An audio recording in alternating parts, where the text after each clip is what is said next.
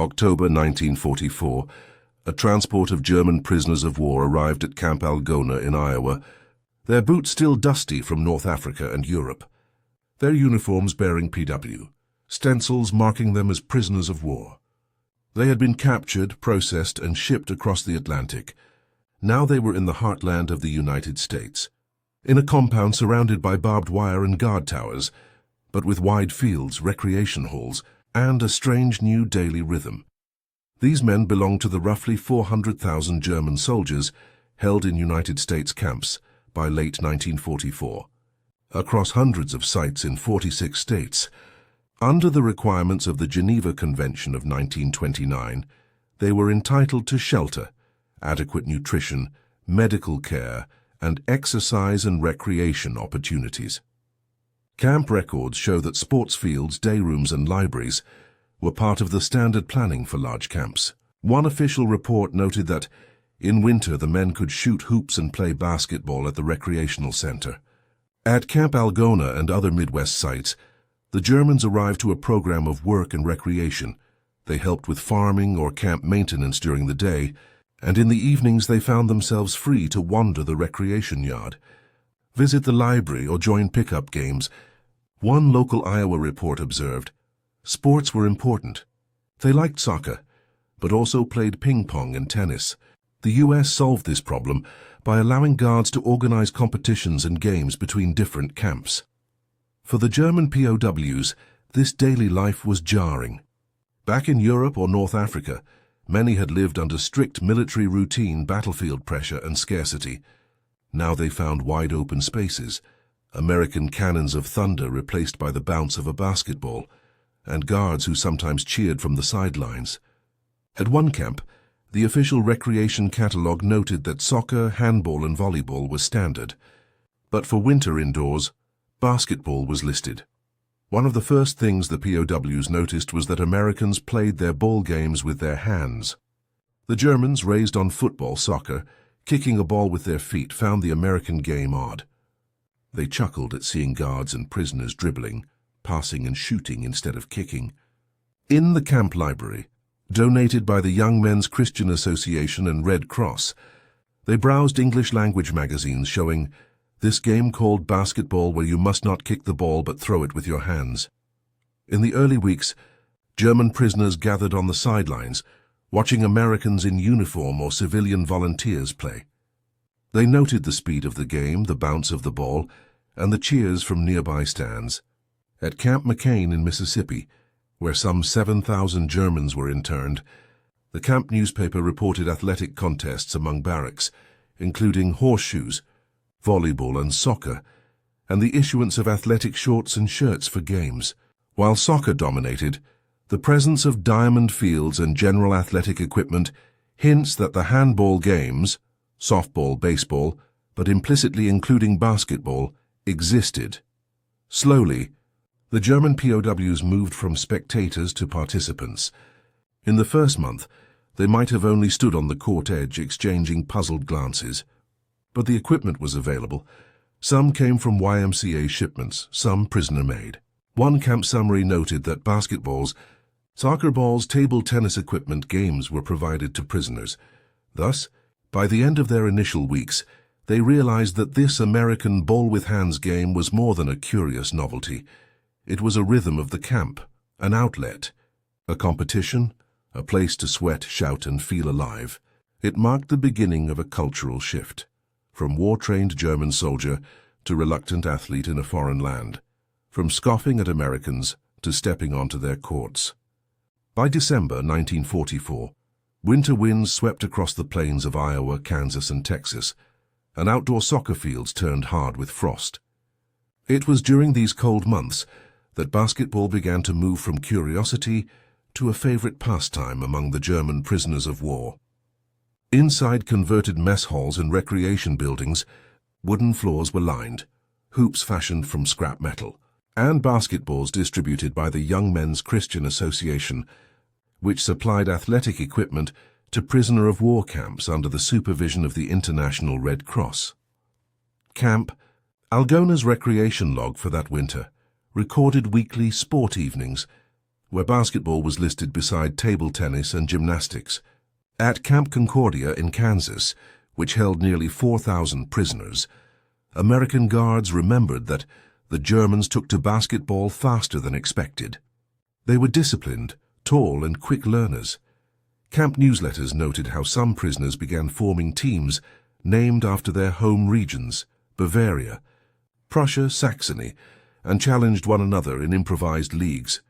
To the prisoners, basketball was initially awkward.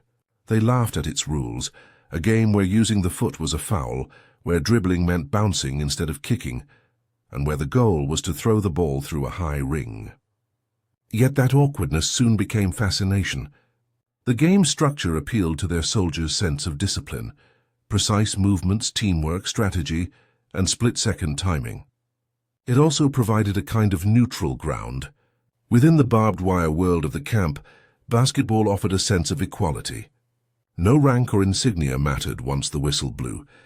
Prisoners soon modified the rules to fit their understanding. Reports from Camp Swift, Texas, mention that early games sometimes mixed handball and basketball.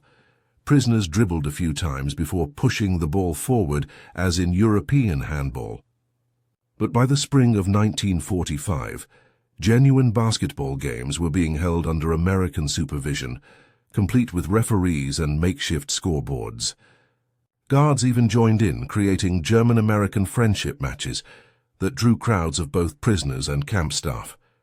Letters and diaries from these camps describe a surprising camaraderie. One prisoner wrote that after months of suspicion, we shook hands before the game, and after the match we shared cigarettes and stories. For the American guards, the game served a purpose beyond recreation. They saw in basketball a subtle form of cultural diplomacy, a way to show that Americans valued fair play and sportsmanship, not just victory. This approach, unofficially encouraged by camp administrators, helped maintain order and morale. At Camp McAllister in Oklahoma, winter tournaments became formal events.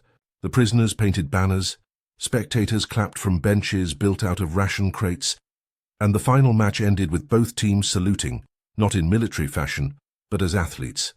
A U.S. Army morale report filed that year noted, "Basketball has replaced soccer as the leading indoor recreation. Participation is high. Attitude toward guards improved accordingly." By then, what began as laughter had turned into rivalry and excitement.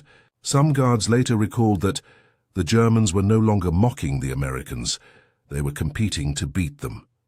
The rhythmic pounding of the ball on wooden floors echoed across the camps at night, mixed with cheers and German shouts of "Noch einmal," once more. In many camps, basketball became more than a sport. It was a release valve for frustration and a reminder of humanity. The prisoners kept score not of war but of baskets. The sound of laughter and applause carried across the wire, blending into the distant hum of an American town that barely noticed the prisoners beyond its outskirts.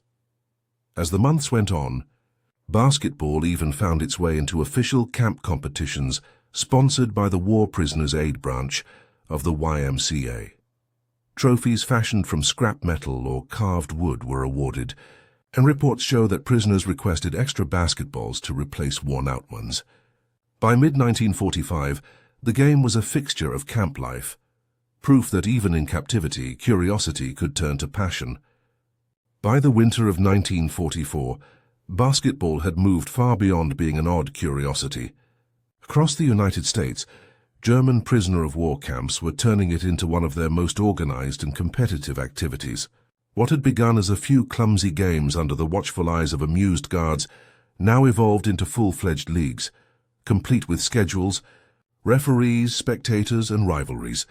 At Camp McAllister in Oklahoma, guards noted that German prisoners had adopted basketball with remarkable enthusiasm, forming a league system similar to the one they used for soccer tournaments. Each company fielded a team, and matches were played twice a week inside the camp gymnasium. The games were refereed by fellow prisoner-of-wars who had learned the official rules from YMCA pamphlets supplied by the War Department. Some camps even created handwritten scoreboards, tracking standings and individual performance, a sign of just how seriously the sport had been taken. At Camp Aliceville, Alabama, one of the largest and best documented German prisoner of war sites, reports described entire compounds coming alive during basketball nights. The camp's morale officer wrote that crowds of prisoners filled the bleachers, cheering with surprising passion for their company's team. When soccer fields froze or became muddy, basketball filled the void as the leading winter sport. Former prisoner of war Horst A.R. Lang later recalled, "We played indoors until our shirts were soaked with sweat, shouting and laughing. For a moment we forgot the fences. Even more remarkable were the tournaments that began to resemble semi-professional leagues. At Camp Swift in Texas, teams were known by playful nicknames like Die Adler, the Eagles, Kraftwerk, Power Plant, and Blitzball. The guards, entertained by the players' intensity, began placing friendly bets on their favorite teams. Some American officers even donated old uniforms, and the prisoners painted their numbers by hand using charcoal and soap mixtures. By early 1945, inter-compound championships had become major events in several camps, sometimes drawing hundreds of spectators. In Camp Atterbury, Indiana, German prisoner of wars created an organized Winter Games festival, where basketball, boxing, and table tennis were the main attractions. A local YMCA field report described it as a remarkable display of energy and sportsmanship, adding that it provided a useful outlet for morale during confinement. The sport also became a subtle bridge between captor and captive. At Camp McCoy, Wisconsin, guards occasionally challenged the German teams to friendly matches. These games were less about competition and more about curiosity. The Americans were surprised at how quickly their prisoners mastered layups and passing formations. One guard later recalled, "They stopped laughing at basketball and started beating us at it."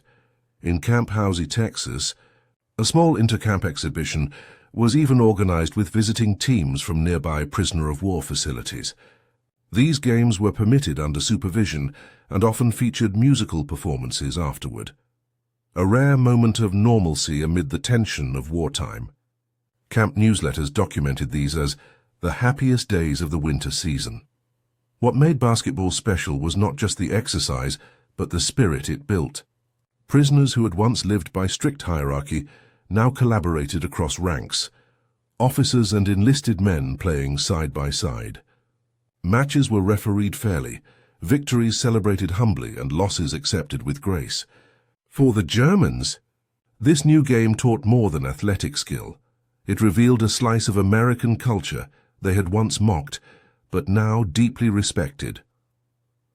By the time news of Germany's impending defeat reached the camps, the prisoners' relationship with the sport had become symbolic.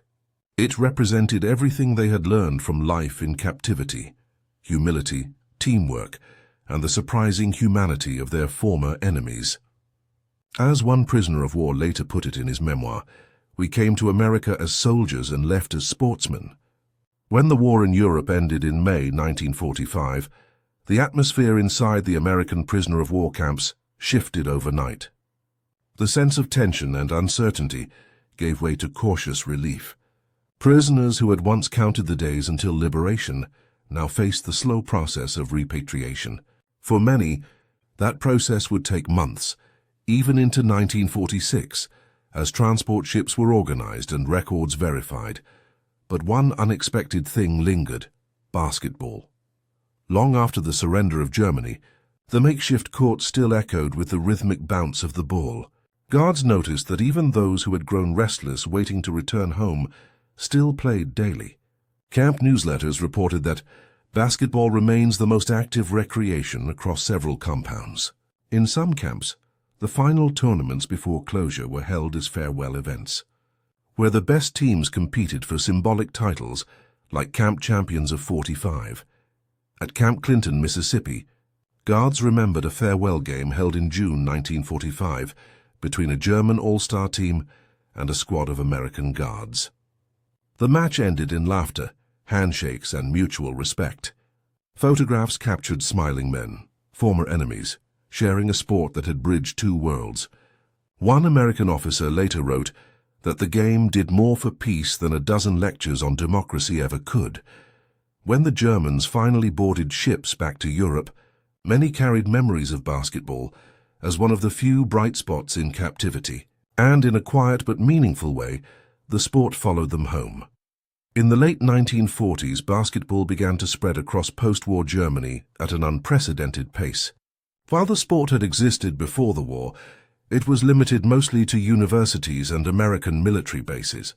Now returning former POWs brought first-hand experience. They understood the rules, tactics, and the spirit of the game. Some even organized early local clubs, passing on what they had learned behind American fences. Historians tracing the early growth of German basketball have noted this influence. By the early 1950s, basketball programs were appearing in major cities such as Frankfurt, Munich, and Stuttgart, many of them coached or organized by men who had been POWs in the United States. Their exposure to the game, learned in captivity, helped accelerate the sport's integration into German athletic culture. One such former prisoner, Karl-Heinz Ruprecht, later credited his interest in physical education and coaching to his experiences in an American camp. "We thought the Americans were crazy playing ball with their hands," he wrote in a post-war sports journal, "but they taught us teamwork without rank, discipline without fear. I never forgot that lesson."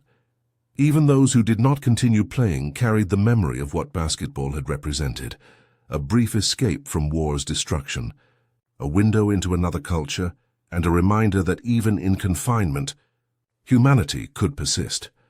By the time West Germany joined the International Basketball Federation in 1951, the groundwork had already been quietly laid years earlier, not in the grand stadiums of cities, but in the dusty, makeshift courts of U.S. prisoner of war camps. For the Americans, basketball had been a way to maintain order and morale. For the Germans, it became something far more enduring, a symbol of adaptation, resilience, and the possibility of understanding through shared play.